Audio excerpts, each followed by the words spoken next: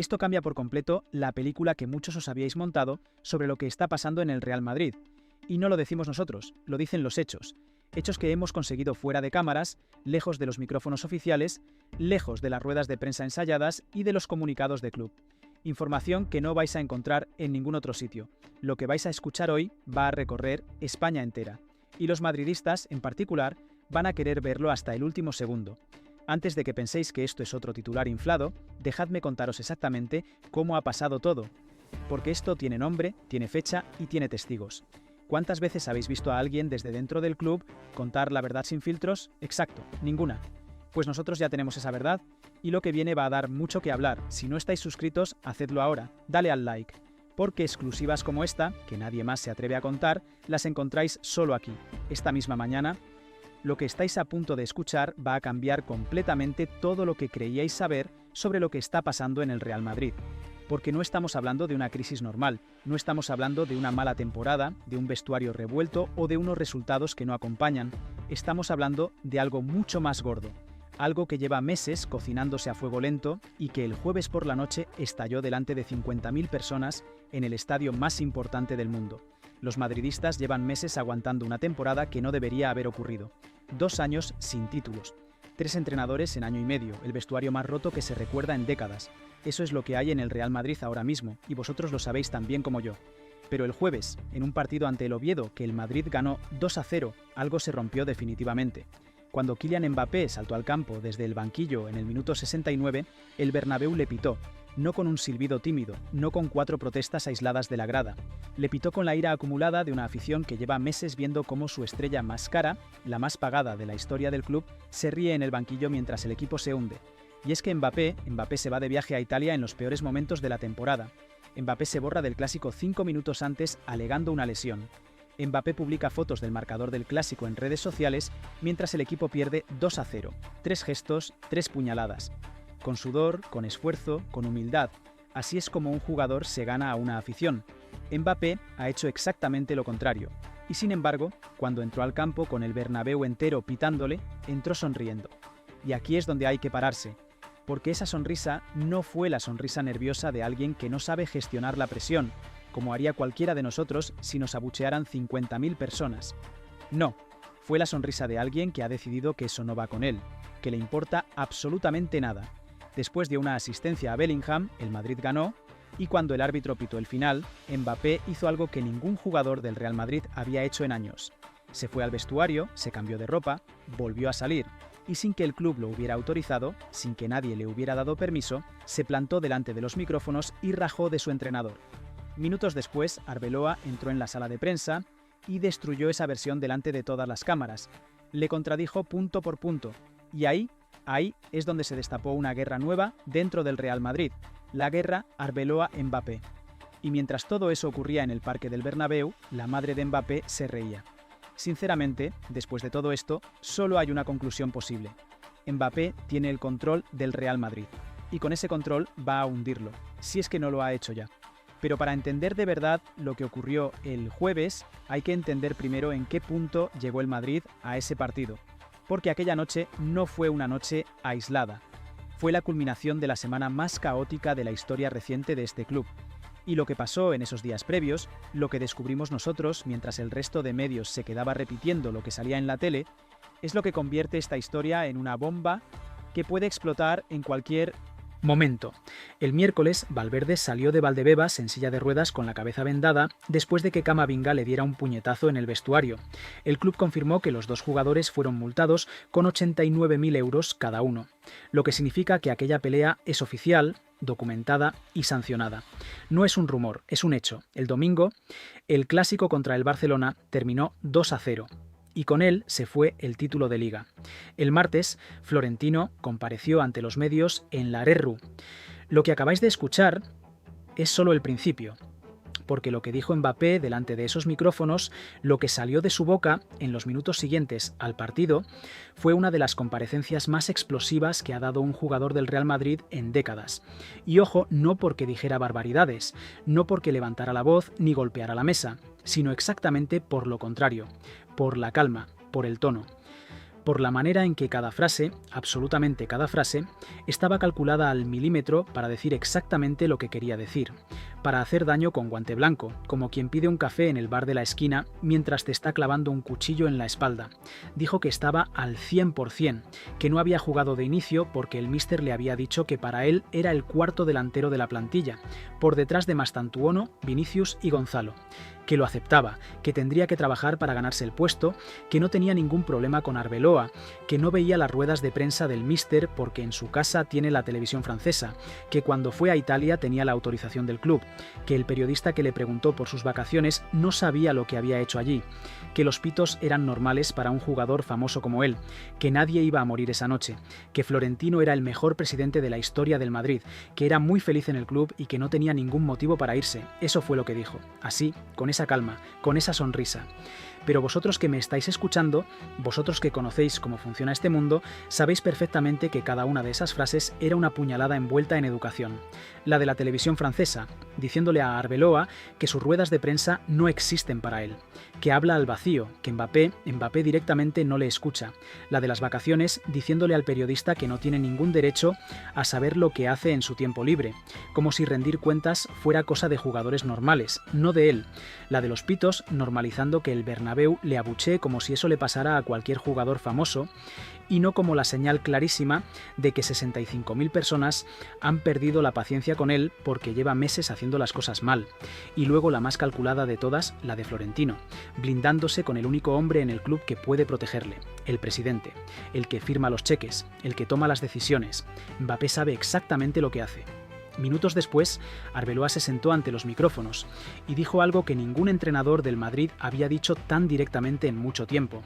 Dijo que no había pronunciado semejante frase, que ya le gustaría tener 4 delanteros, que no podía poner de titular a un jugador que 4 días antes no había podido ni estar en el banquillo, dejando en evidencia ante todo el mundo que si Mbappé no pudo estar en el Clásico por lesión, lo normal es que volviera poco a poco, como cualquier jugador, como cualquier persona. Y luego llegó la frase, la que más dolió, dicha con la calma de quien sabe exactamente lo que está diciendo y a dónde va a llegar. Me parece muy bien que O'Killian piense que en la primera parte de la temporada había estructura y en la segunda no. Seguramente es porque marcó más goles en la primera parte. Un entrenador diciéndole a su jugador más caro, en público, delante de todas las cámaras, que su percepción de la realidad depende de cuántos goles marca él, no el equipo, él. Pero esto no empezó el jueves. Arbeloa llevaba semanas lanzando mensajes que en el Madrid todo el mundo entendía perfectamente. Tras la derrota en el Clásico declaró que la prioridad debe ser poner el equipo por encima de cualquier individuo. ¿Cuántas veces habéis escuchado a un entrenador del Madrid decir eso en público? Exacto, ninguna. Y lo más bestia de todo, lo que de verdad no tiene ninguna explicación lógica, es que en ninguno de estos episodios, en ninguno de los que han salpicado esta temporada, el club ha tomado una sola medida contra Mbappé, siempre contra los demás. Nunca contra él. Y la pregunta es, ¿por qué? Yo tengo la respuesta y os la voy a contar. Pero para responderla hay que entender una cosa fundamental. Lo que está ocurriendo en el Madrid ahora mismo no es nuevo. Mbappé ya lo hizo antes, en otro club, con otra camiseta, y ese club podría haberle contado al Madrid exactamente lo que iba a pasar, porque lo vivió en sus propias carnes. Ese club es el PSG, y la historia merece ser contada desde el principio. Porque sin entenderla, lo que está pasando en el Madrid parece un accidente, una mala racha, una temporada difícil que se resolverá sola, pero no lo es en absoluto. Mbappé llegó al PSG con 17 años desde el Mónaco. Neymar, que era en ese momento la gran estrella del club, lo acogió como a un hermano menor. Cenaban juntos, iban a casa del brasileño. Neymar lo llamaba Golden Boy, le decía que iba a ser uno de los mejores del mundo. Durante 2 años la relación funcionó, porque los dos sabían cuál era el orden jerárquico. Neymar era la estrella, Mbappé el pupilo prometedor. Todo cambió cuando llegó Messi en 2021. Mbappé entendió que con Messi en el equipo, él dejaba de ser el segundo para convertirse en el tercero. Y Mbappé no acepta ser el tercero, nunca. Lo que ocurrió después lo contó Neymar años más tarde, en una entrevista con Romario, ya fuera del PSG, con la distancia de quien ya no tiene nada que perder. Sus palabras fueron estas: era un chico que venía a mi casa, cenábamos juntos. Todo cambió cuando llegó Messi. Creo que se puso celoso, no quería compartirme con nadie. El conflicto explotó en público en agosto de 2022, durante un partido ante el Montpellier que el PSG ganaba 5-2. Mbappé falló un penalti y pidió tirar el siguiente.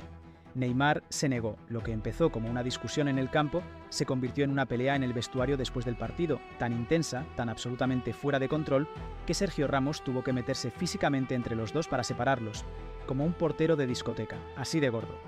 Mbappé le dijo a un compañero sobre Neymar en los días siguientes: «Ese maldito no me la pasa». Neymar respondió dando likes en redes sociales a publicaciones que decían, literalmente, que Mbappé era el dueño del PSG por contrato. Pero lo más importante de todo lo que ocurrió ese verano no fue la pelea. Fue lo que Mbappé le dijo a la directiva del PSG, que no había sitio para Neymar y para él en el mismo vestuario.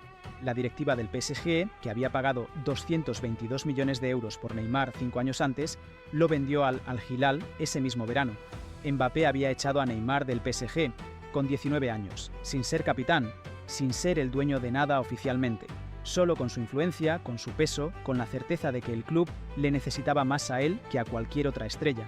Y entonces llegó la renovación de 2022. Florentino llevaba meses negociando con el entorno de Mbappé, convencido de que el jugador vendría al Madrid ese verano.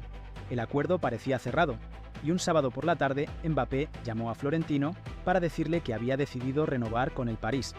Mientras Florentino bajaba al vestuario del Madrid a comunicar la noticia a sus jugadores, Al-Khelaifi subía a un estrado en pleno césped del Parque de los Príncipes para anunciar la renovación ante los aficionados. Fuegos artificiales, ovación. Mbappé al micrófono diciendo que París era su casa. Florentino lo vio, lo procesó y 3 años después lo fichó de todas formas. ¿Sabéis por qué? Porque Florentino llevaba 7 años de rodillas esperando que Mbappé dijera que sí. Y cuando alguien lleva tanto tiempo esperando, no negocia, firma lo que le ponen delante. Y lo que Mbappé firmó, en el verano de 2024, no fue un contrato normal, fue la confirmación de que tenía el control, y el club más poderoso del mundo acababa de aceptarlo por escrito. Porque vosotros os estaréis preguntando lo mismo que se pregunta todo el mundo. ¿Por qué nadie para a Mbappé? ¿Por qué Arbeloa termina su propia rueda de prensa diciendo que el domingo Mbappé será el primer delantero después de que ese mismo jugador le haya contradicho y humillado delante de todas las cámaras? ¿Por qué el club no dice nada? ¿Por qué siempre hay silencio cuando se trata de él? La respuesta está en un documento que Florentino firmó en el verano de 2024 y que, a diferencia de lo que os cuentan otros medios que se quedan repitiendo lo que sale en la tele, nosotros sí hemos analizado en detalle. Mbappé llegó libre sin coste de traspaso, en teoría una ventaja enorme para el club, pero en la práctica el dinero que el Madrid se ahorró en el traspaso fue directamente al jugador en forma de condiciones que ningún otro futbolista en la historia del club había conseguido jamás. 15 millones de euros netos al año, el salario más alto de la plantilla por encima de Vinicius y Bellingham, los dos hombres que habían ganado la Champions sin él, una prima de entre 40 y 50 millones de euros, y el 80% de sus derechos de imagen, cuando el Madrid lleva décadas aplicando el 50% a todos sin excepción, a Zidane, a Ronaldo Nazario, a Cristiano, a todos. Para Mbappé, el 80%. A partir de ese momento, todo el vestuario supo que había llegado alguien con condiciones que dejaban claro que las reglas no se aplicaban igual a todos, y ese conocimiento no generó un enfrentamiento inmediato, generó algo más lento, algo más dañino, la certeza colectiva de que en ese vestuario había alguien por encima del sistema. Pero lo más importante del contrato no son las cifras, lo más importante es lo que no tiene. No tiene ningún mecanismo que le permita al club forzar una salida si el jugador no quiere irse. No tiene cláusula de rescisión a favor del Madrid, no tiene salida de emergencia. Florentino firmó 5 años con el jugador más conflictivo del fútbol europeo sin incluir ni una sola protección para la institución, y ese contrato dura hasta 2029. Lo que eso significa en la práctica es exactamente lo que vimos el jueves. Mbappé puede salir a hablar sin autorización porque el contrato no contempla sanción. Puede irse a Italia durante su lesión y el club no puede hacer nada. Puede sonreír cuando le pitan porque sabe perfectamente que el Bernabéu puede pitarle durante 3 años seguidos y él va a seguir ahí, con su salario, con su 80% de imagen, intocable. Pero hay algo todavía más importante que todo eso. Detrás de ese contrato hay marcas, hay patrocinadores, hay acuerdos comerciales que dependen de que Mbappé juegue y sea visible. Lo que significa que Florentino tampoco puede permitirse que su fichaje del siglo, la cara del nuevo Madrid, no esté en el campo. sentarle no es solo una decisión deportiva, es una decisión económica que el club más rico del mundo, sencillamente no puede permitirse tomar. Así que llegados a este punto, la situación es la siguiente: no pueden echarle porque el contrato no lo permite, no pueden sentarle porque se hunden económicamente, y no pueden callarle porque no tienen ningún mecanismo para hacerlo. Solo se me ocurren dos maneras de resolver esto: o alguien dentro del club tiene suficiente autoridad para meterle en vereda y hacerle entender que en el Madrid las reglas se aplican a todos, absolutamente a todos, o esto va a terminar de una manera que nadie en Chamartín quiere ni imaginar. Luis Enrique lo hizo con Dembélé en el PSG esta temporada, un jugador que llevaba años siendo un problema de actitud y que se convirtió en uno de los mejores extremos de Europa simplemente porque Luis Enrique fue más fuerte que él desde el primer día. Porque Luis Enrique podía amenazar con no contar con Dembélé, podía sentarle, podía hacerle sentir que su sitio en el equipo dependía de su actitud, de su esfuerzo, de su comportamiento. En el Madrid eso no es posible. Y ahora os voy a explicar por qué. ¿Por qué ni siquiera Mourinho, el hombre más temido del fútbol europeo, va a poder meter en vereda a Kylian Mbappé? Mourinho llega al Madrid con plenos poderes. El hombre que ganó la Champions con el Porto, el triplete con el Inter, la Liga de los 100 puntos con el propio Madrid. Y la narrativa que el madridismo se está contando ahora mismo, la que circula por todos lados, es que Mourinho va a entrar a ese vestuario y va a poner a cada uno en su sitio, que el orden va a volver, que alguien finalmente va a decirle a Mbappé lo que ninguno se ha atrevido a decirle. Pero hay algo fundamental que esa narrativa no tiene en cuenta. Mourinho nunca ha necesitado que nadie le diera poder. Él era el poder. En todos los clubes donde ha estado, la autoridad era suya y solo suya. Las estrellas más grandes del mundo le temían porque todos sabían que si Mourinho decidía que no jugabas, no jugabas. Esa era su arma, la certeza absoluta de que él mandaba más que cualquier nombre bordado en una camiseta. En el Madrid de 2026 esa arma no existe, porque si Mourinho construye el equipo alrededor de Mbappé, que es lo único que puede hacer dado el contrato y los acuerdos comerciales, le estará dando a Mbappé exactamente lo que Mbappé lleva toda su carrera buscando, un sistema que gira alrededor de él. Y los jugadores que se queden lo verán. Verán que el nuevo entrenador, el más temido del mundo, también acabó organizando todo para hacer lo que Mbappé quería, y si Mourinho intenta plantarle cara, Mbappé no necesita ganarse el liderazgo en el campo, ya lo tiene en los despachos, ya lo tiene en el contrato, ya lo tiene en las ruedas de prensa, donde sale sin autorización a contar su versión, y el club no puede hacer absolutamente nada. Mourinho se va a encontrar por primera vez en su carrera con alguien a quien no puede mover, y Mbappé llegará a esa colisión habiendo visto que Arbeloa le desmintió en público y aún así terminó diciendo que el domingo sería el primer delantero, habiendo visto que el Bernabéu entero puede pitarle y él puede seguir sonriendo, habiendo visto que el club nunca actúa contra él. No sé cómo va a gestionar Mourinho eso, nadie lo sabe, pero todavía falta lo mejor, todavía falta la pieza que lo explica todo. Porque el jueves por la noche, mientras el estadio pitaba a su hijo, mientras Arbeloa le contradecía en sala de prensa, mientras medio Madrid ardía, había una mujer en el palco del Bernabéu que se reía. Y esa imagen concreta, es alucinante. Faiza El Amari en el palco del Bernabéu riéndose. No es una madre nerviosa que intenta disimular, no es alguien que no entiende lo que está pasando. Es una mujer que entiende perfectamente lo que está pasando y que sabe que no hay absolutamente nada de lo que preocuparse. Porque Faiza El Amari no es solo la madre de Mbappé, es la arquitecta de su carrera. Cada contrato que Mbappé ha firmado en su vida ha pasado por ella. La renovación del PSG en 2022, las negociaciones con el Madrid durante años, el contrato blindado de 2024. Faiza estuvo en cada mesa, en cada conversación, en cada negociación. Cuando Mbappé llegó al Madrid con el 80% de los derechos de imagen y una prima de 50 millones de euros, eso no fue una casualidad, no fue suerte. No fue que Florentino se despistara un momento, fue el resultado de años de estrategia, construida con paciencia, con frialdad y con una inteligencia que, seamos honestos, ha superado a toda la directiva del club más poderoso del mundo. Faiza El Amari entiende el poder mejor que cualquier directivo del fútbol europeo, y anoche, en ese palco, lo estaba viendo con sus propios ojos. Su hijo, pitado por 65.000 personas, el estadio más importante del mundo abucheándole, y ella riéndose. ¿Sabéis por qué se reía? Porque sabe algo que el madridismo todavía no ha terminado de aceptar del todo. Sabe que todo eso da igual, que su hijo tiene un contrato hasta 2029 que ningún pitido, ninguna rueda de prensa y ningún entrenador, ni Arbeloa, ni Mourinho, ni nadie, puede romper. Sabe que son ricos gracias al Madrid. Sabe que el Madrid no puede hacer absolutamente nada al respecto. 65.000 personas pitando a su hijo. Y ella riéndose. Eso no es la reacción de alguien que tiene miedo. Es la reacción de alguien que ganó. Y ahí está la conclusión de todo lo que os he contado hoy. Mbappé no llegó al Real Madrid a ser una estrella más. Llegó a tomar el control. Lo hizo en el PSG con 17 años, echó a Neymar, humilló a una directiva que había pagado 222 millones por él y se fue cuando le dio la gana, dejando el vestuario destrozado. Y lo está haciendo ahora en el Madrid, con un contrato blindado que Florentino firmó de rodillas después de 7 años esperando, con un vestuario roto, con un Valverde saliendo en silla de ruedas de Valdebebas, con un clásico perdido 2-0, con 3 entrenadores en año y medio, con el Bernabéu pitándole y él sonriendo, con su madre riéndose en el palco. ¿Es esto lo que Florentino imaginaba cuando soñaba durante años con el fichaje del siglo?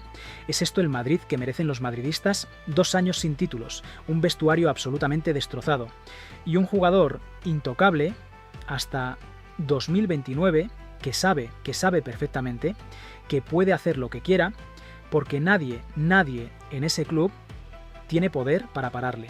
Eso es lo que hay en el Real Madrid ahora mismo, no una crisis, no una mala temporada, una estructura de poder que ha cambiado completamente las reglas del juego y que va a recorrer los próximos 3 años del club de arriba a abajo. Y si creéis que lo que os he contado hoy es fuerte, si creéis que la historia de Faiza Lamari termina aquí, esperad a ver lo que descubrimos sobre ella, porque esta mujer concretamente, es lo que en este canal llamamos un demonio. Y si queréis saber por qué, tenéis el vídeo en pantalla ahora mismo, no os lo perdáis. Y hasta aquí llega el vídeo de hoy. Si habéis llegado hasta el final, ya sabéis lo que toca. Dale al like ahora mismo, que nos ayuda una barbaridad a seguir trayéndoos exclusivas que no vais a encontrar en ningún otro sitio. Suscribíos si todavía no lo habéis hecho, activad la campanita y así no os perdéis nada de lo que está a punto de venir, porque lo que tenemos preparado para los próximos días va a hacer mucho ruido. Muchísimas gracias por estar ahí, nos vemos muy pronto.